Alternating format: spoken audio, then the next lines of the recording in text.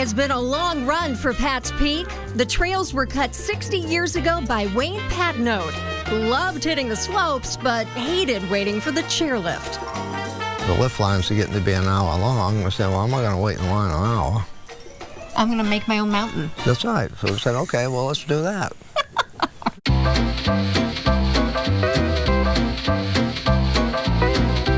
In 1962, Wayne and his three brothers got to work.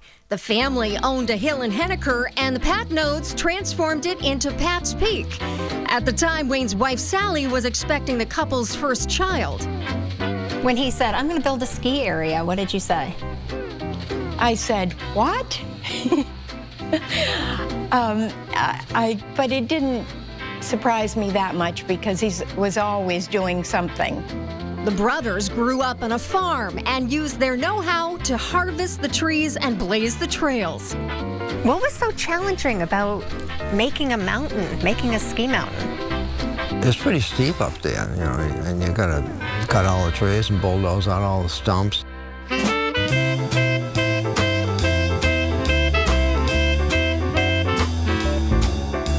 They built a ski lodge with the freshly cut timber using their uncle's sawmill.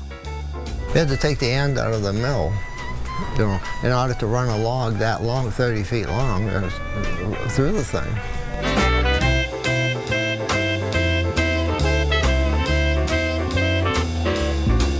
The brothers assembled 2 T-bars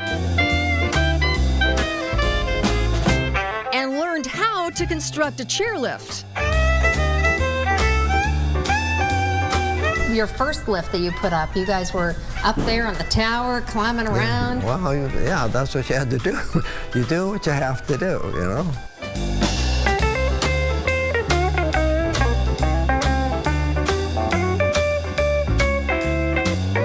After months of hard work and a lot of Yankee ingenuity, Pat's Peak opened in January of 1963.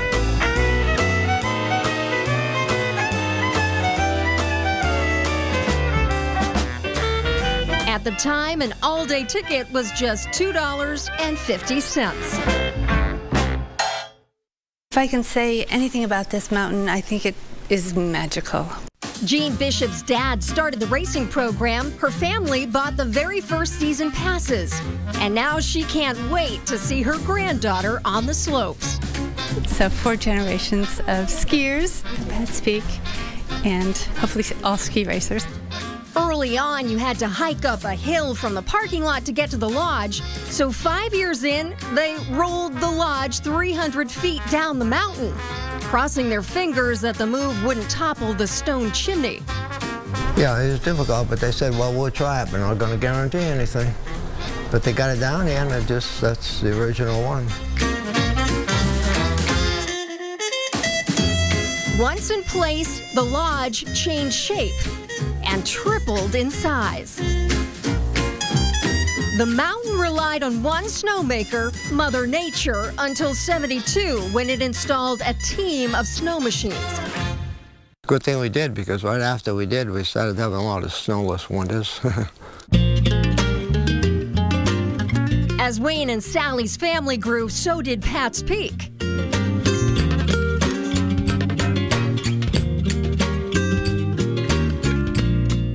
With families, parents and ski school instructors introduced a whole new generation to the sport.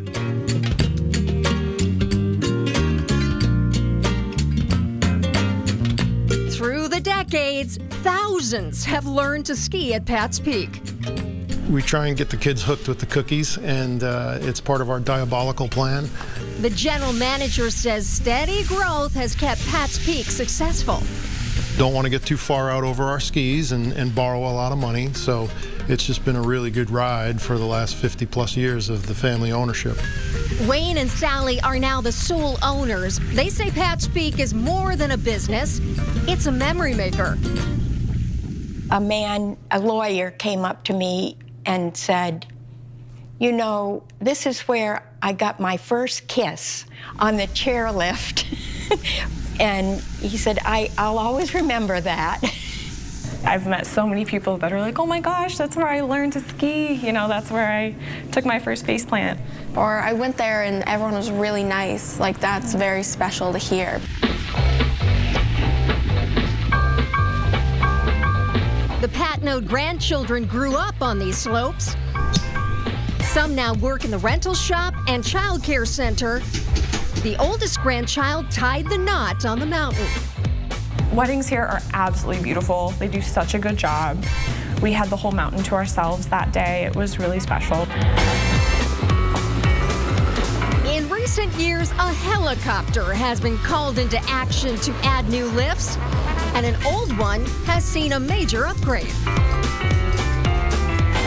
Pat's Peak continues to expand, the lodge is growing yet again, and new trails have been carved for the Cascade Basin on the back of the mountain.